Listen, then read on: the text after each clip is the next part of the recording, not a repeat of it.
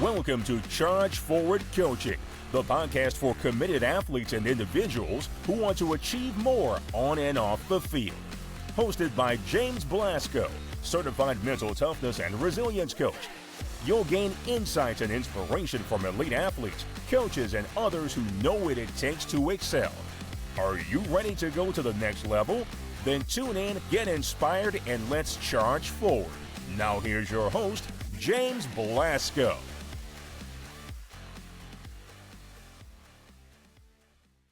Hello and welcome to another episode of the Charge Forward Coaching Podcast. I'm your host, James Blasco, and on this podcast we talk about mental toughness and specifically the 4 C's of mental toughness: commitment, control, challenge, and confidence. And today we're going to dive deep into the sport of gymnastics, which in my opinion is one of those sports that takes unbelievable amounts of practice to be very good at it.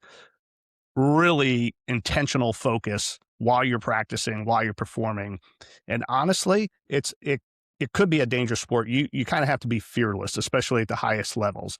So today we have Meagan Endozo, the Director of Flight Gymnastics in Daytona Beach, Florida, to join us and bring us in to the mindset of top gymnasts. Welcome to the show, Meagan. Thank you, James. I'm very excited to be here. Yeah, it's going to be awesome. So there's lots to talk about, but let's start with a little bit about your background, how you got involved with working with young athletes. Sure. So I started gymnastics when I was only 18 months old. And then when I was 16, I wanted a car, so I had to get a job and started coaching. And then I coached for the rest of the time in high school, through college, through grad school, and then on the sides of other jobs, and then ended up making it my whole career. So I've kind of always been in the industry, and I've always had a huge passion for it. And what is it about gymnastics that draws you to this sport? It's such a fascinating sport. And like I said, I think the people who compete at the highest levels are not just physically strong, but mentally strong. So what drew you to this sport? I think that gymnastics is a super unique sport. It's not for everyone. And I tell all of my kiddos all the time that it's what sets us apart, is that it's so difficult and so challenging, and that it's not for everyone. So it kind of makes you feel like a superhero when you're able to get all those skills. Absolutely. And I know you work with a wide range of ages of athletes. So there's a lot going on. Why don't we start with the youngest of the groups that you work with? They're just being introduced to the sport. They may not even know what it all entails for sure. How do you start them on their journey in this sport? So our youngest age groups are our Mommy and Me classes. They are, as soon as you can start walking, you can start joining those classes. At that point, it's more about teaching them about fine and gross motor skills, being able to find their center of gravity, their balance, just being able to work on their coordination in general. Our goal at that age is not necessarily to create future gymnasts, but just to create future athletes. And you can start from that class and go anywhere. Our hope is that some of them will obviously stick with us for a long time, but our main goal at that point is just teaching general athleticism. And you bring out a good point. It's really just to create an athlete to get them started in their sports career. Do you find there's another sport for these younger athletes that coincides really well with gymnastics where they can develop their skills? Yeah, I think anything for young kiddos where your body is the sport. So like swimming, like wrestling, jujitsu, martial arts, things like that. Anything that's teaching them how to move their own bodies and create force in the world from their bodies, I think that's really important for young athletes.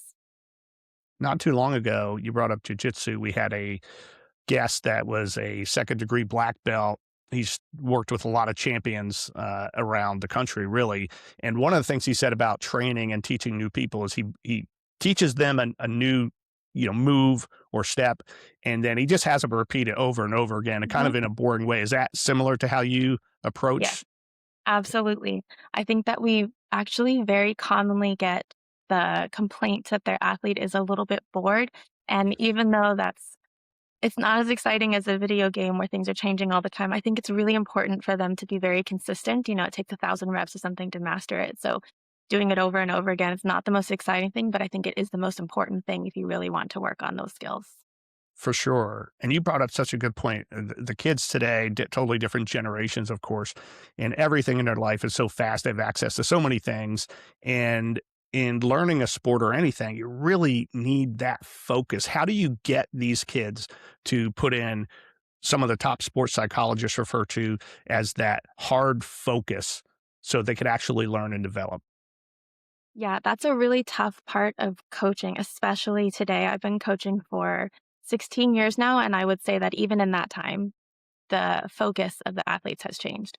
But personally, that's my favorite thing to create. So I really enjoy taking really young athletes and then forming them up into the early competition years and then passing them off because I actually really enjoy that process of teaching them how to focus their minds and focus their bodies and lock in and create like little soldiers out of these athletes so that they later on when things get more difficult, they have the mental fortitude to push through those things. Yeah, so let's jump to those folks who now maybe are getting into competition and things like that. How do you approach helping them with their mindset and their focus and improving their skill set? So one of the first things that we work on is discipline. As soon as I receive a new group of tiny little 5 or 6 year olds, we make sure that everybody lines up the same way. Everybody comes in and says, hello, coach, says goodbye, coach. Everybody cheers for everyone. Everything is lined up the way that it's supposed to be before your event starts. Creating that discipline is making sure that your mindset's in the right place before you've even started doing the actual sport. Then once we're in it, the second thing that I talk about the most is the little voices in your head. We all have them when you're working out or you're running and that little voice tells you, this is too much, I can't do this anymore, you have to stop. That's Yeah. really you're not at your limit yet. You're just getting into the uncomfortable zone. And so we teach kids that when those little voices tell you, we need to stop, we don't want to do this anymore, to tell yourself that you're stronger than that voice and you can do hard things and to keep going anyways. And then afterwards, when they're like maybe on the verge of tears because they had to run so much or whatever, and they pushed through and they made it to the end, you give them a big hug and you tell them that you're so proud of them and you get really loud and really excited and really encourage that feeling of pushing through that discomfort. That is so awesome. I think that's something Yeah. that young people need to experience, those times Yes, where for you can sure. easily quit, whatever, but you have that mindset. So speaking of the mindset, this is about mental toughness. What does mental toughness mean to you? Mental toughness is when you get that little voice, and when you're older, it's your voice telling you that this is your limit, knowing that you actually have a little bit more in the tank and to push through that anyways and do it anyways, and just know that you're going to feel rewarded at the end for that. Yeah, and there's so many different pressures, challenges in this specific sport. I mean, everything from injuries, of course, but I even look at things like being worried about being perfect, right? Because you're being scored in competition and things like Mhm. that. How bring up some of the challenges you think are the top challenges that these athletes face, and then how do you address those as they grow in their career? That's a really key one. In general, in our society, we tell kids that it's about progress, not perfection, and that nobody's perfect. In gymnastics, some of your competitors are perfect. Some of these kids do get tens and well deserved tens. And it is actually the judge's job and the coach's job to tell you every single little tiny thing down to the 0.25 deduction that you did wrong. You got one pinky toe out of place. We're going to tell you about it, and you're not going to get the same score as somebody else who did it better than you. So, our sport actually is a sport of perfection, and it's a sport of inches and angles and the tiniest little details. And that's creates, I think, adults later on in life who are really good at, you know, doing that one extra rep or working a little bit harder, staying a little bit later, whatever, and who become very successful. But as a kid, that can be really tough on them mentally to constantly be told what they're doing wrong and that they weren't quite good enough. So it's important to balance that with giving them confidence and building them up, but also we're a little bit more of a rigid sport. We are going to tell you that that wasn't quite good enough. So balancing as a coach between having them push through that mentally and then also giving them the confidence that they need to come show back up another day is a really important part of the sport. Yeah, that's fascinating. In other sports, football, baseball, basketball, even tennis to a certain degree, you you don't have to be perfect. You can have Mhm. mistakes during a game or a round, and rebound. You don't get that. You don't get that chance in No, no, gymnastics. actually, one of the things that I say is like if you're playing soccer and you miss a soccer ball by an inch, you miss the soccer ball. And even then, maybe a teammate can still grab it for you. In gymnastics, if you miss the beam by an inch, we're going to the hospital. So it's Right. not the same thing. That scares the heck out of me. Every time Yeah, it that's what I'm is a saying, little you gotta be scary. fearless. Some of the toughest athletes on the planet, absolutely. And you mentioned teammates and things like that. Do you consider this an individual sport or a team sport? How does that work? It's both. So when we get to competitions, we are ranked by team and by individual. So it is still important to make sure that you have team camaraderie. It's also key because other friends at school or whatever can't really relate to you the same way that your gymnastics teammates do. So we definitely form a sisterhood. We actually have big and little sisters for helping mentor the younger ones through some of these things. And we always encourage having good sportsmanship, and we always are very encouraging of other teams when we go to competitions. So there is still very much a group mentality, but at the end of the day, it is an individual sport. Everyone's going to progress at their own timeline. Teammates get separated as one pulls ahead. Um, so it's a little bit of both, but at the end of the day, it is an individual activity. Yeah. Yeah. Um, Speaking of injuries, when injuries occur, they're going to occur, whether in practice or in competition. And maybe it's kind of a serious injury. How do you get that athlete back on track? How do they get back on the beam? How do they get back to doing the things with confidence and not worrying about what happened before? Yeah, injuries can be really devastating for gymnasts on so many fronts, but mostly mentally. The younger ones, we have to talk a lot about different types of pain. There's pain because you're getting stronger, there's pain because you're in a split and you're getting more flexible, there's pain because it's warning you that you're about to get hurt, and then there's pain because you actually did just injure yourself. And so we have to have a lot of conversations about what exactly is the pain that you're feeling right now. The older ones know, and we start to get the reverse problem with the older ones that we have with the younger ones, in that the older ones will ignore all of that pain all the time because they know this is an individual sport. They know that they have this big skill they've been working on in the off season, or this meet that's coming up in a couple of weeks. And so they won't always tell us when they are actually injured until suddenly it's catastrophic and the season's over for them. Um, so for our younger kiddos, our conversations around injuries are how to take yourself to the safety point and then stop.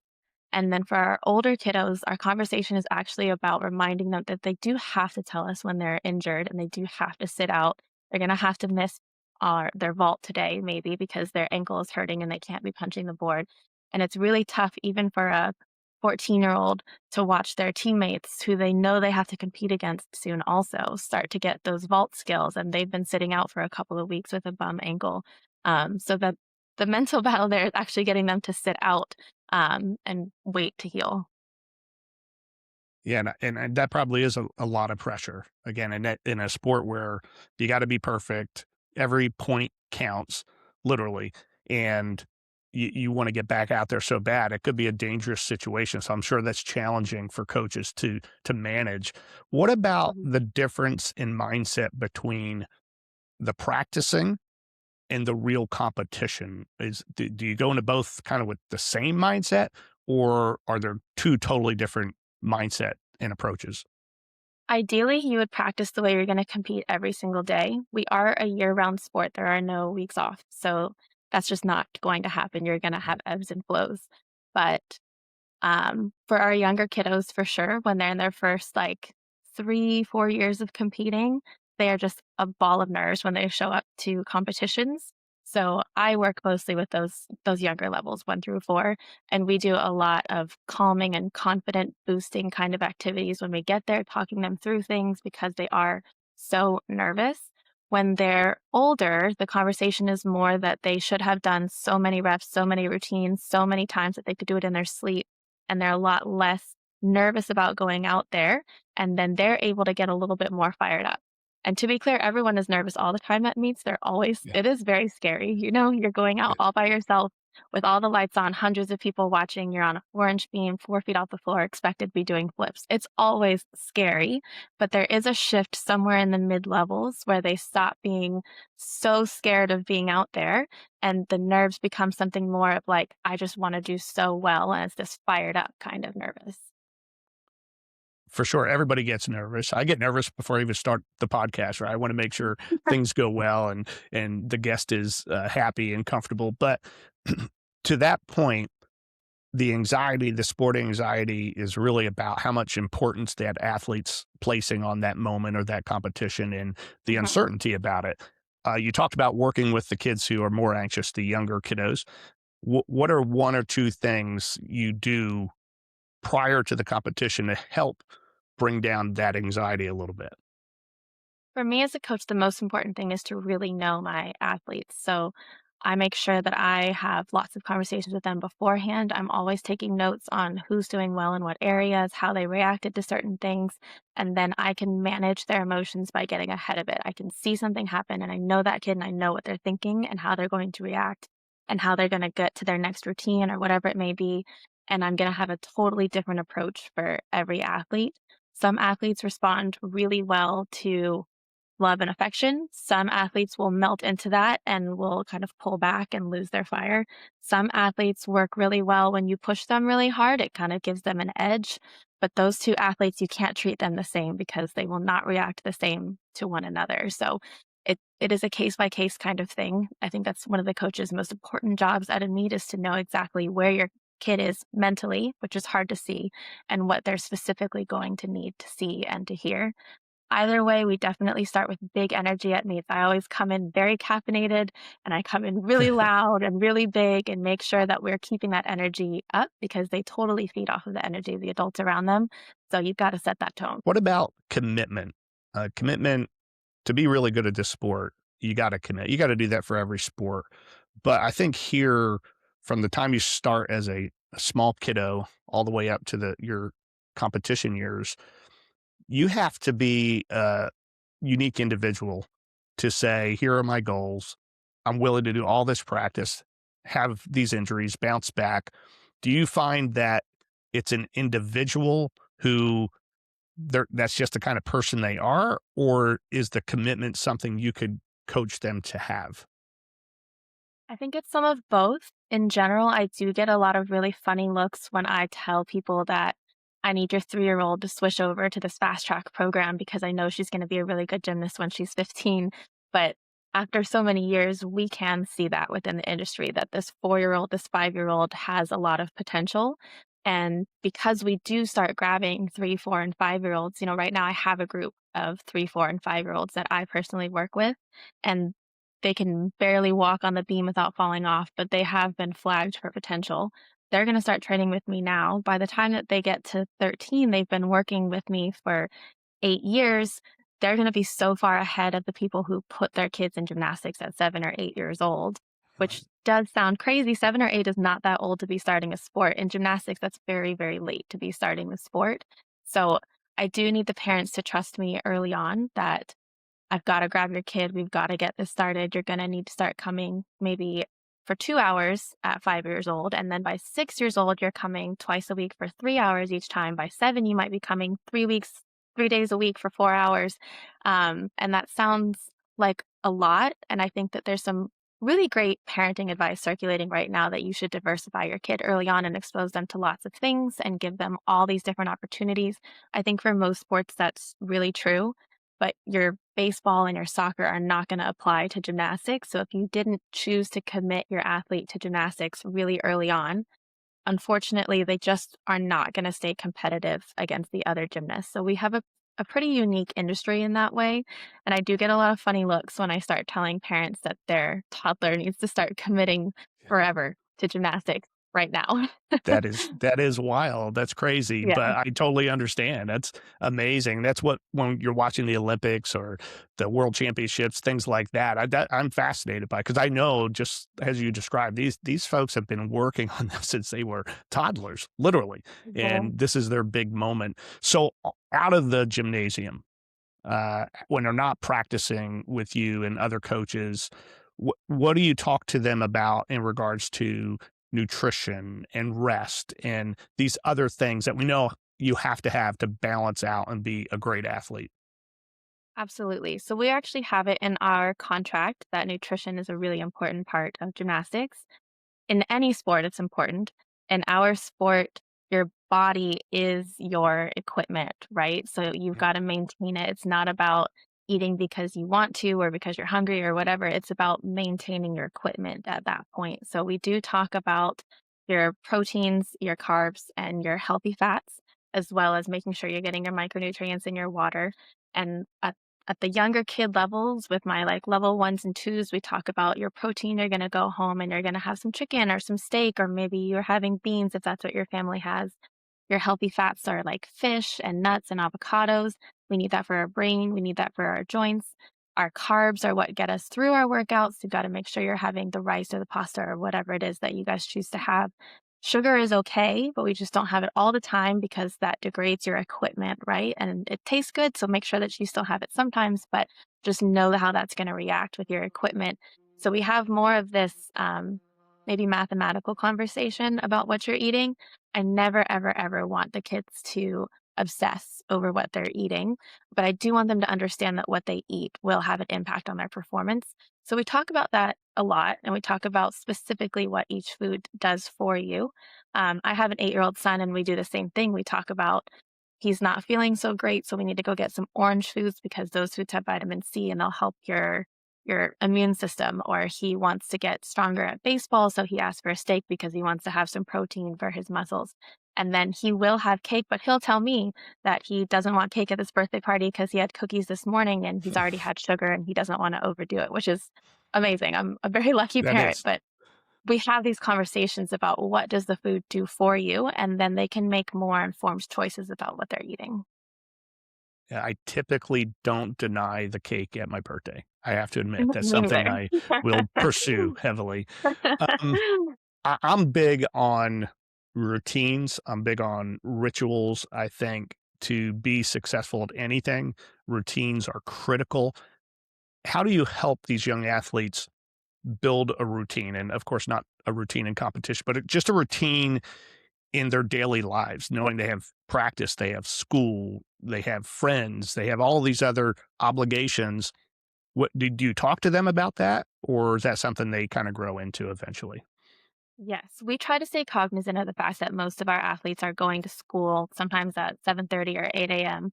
Um, so, for example, the first week of school, we cap all of our practices. We keep them short because they come in so cranky. They're getting up early and they've got homework now.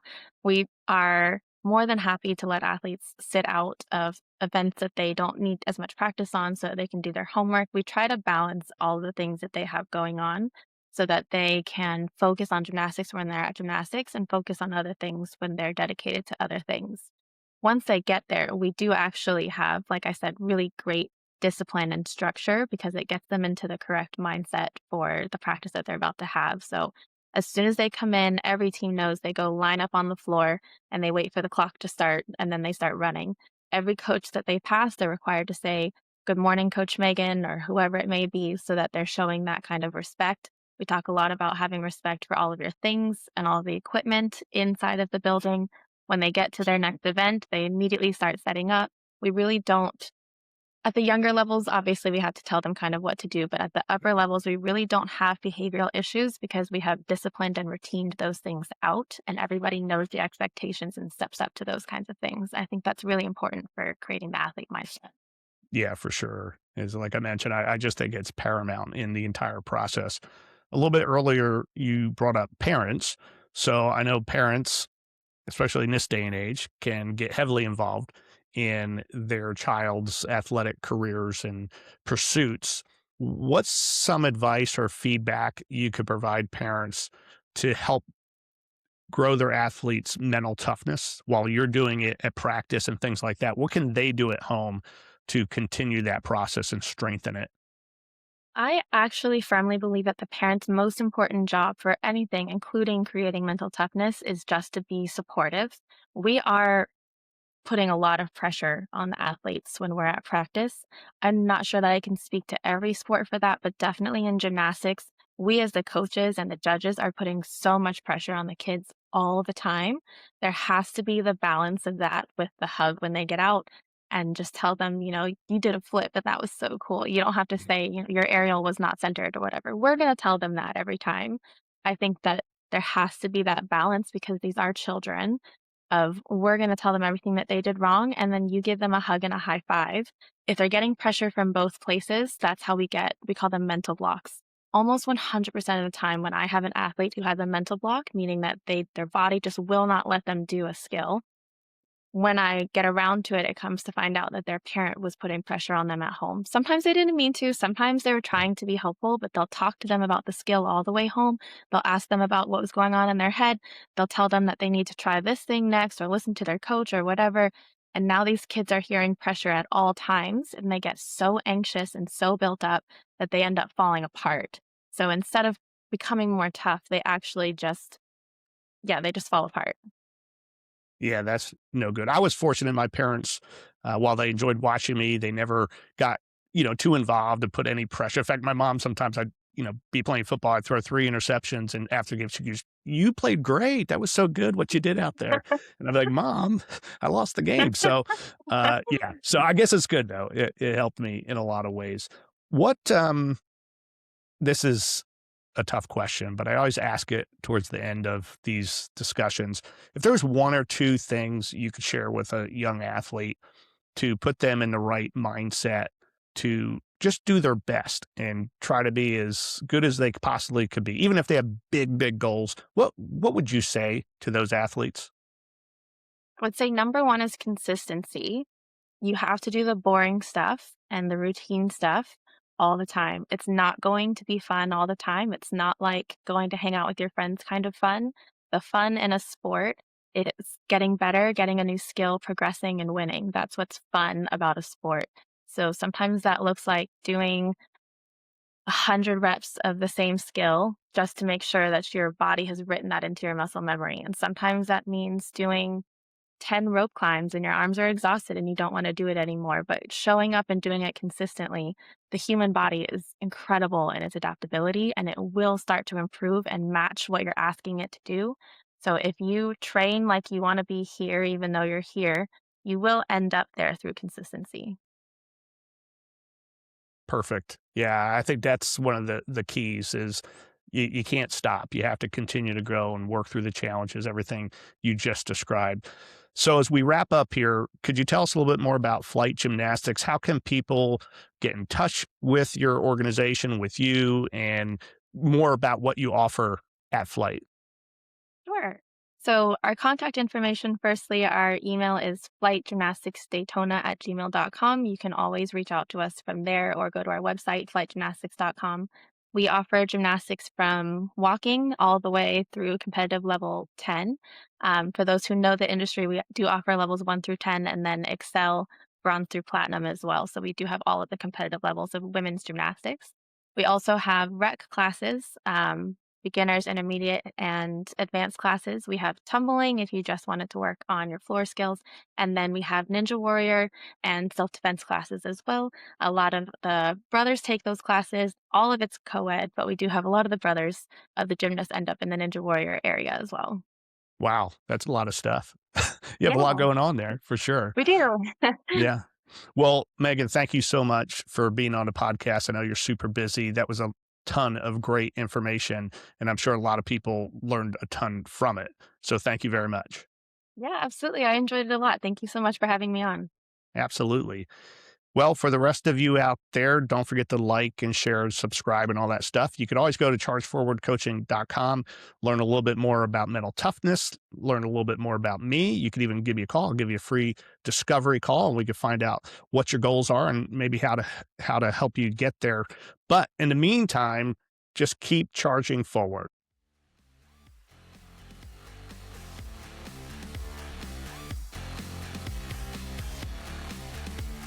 Thanks for tuning into this episode of Charge Forward Coaching.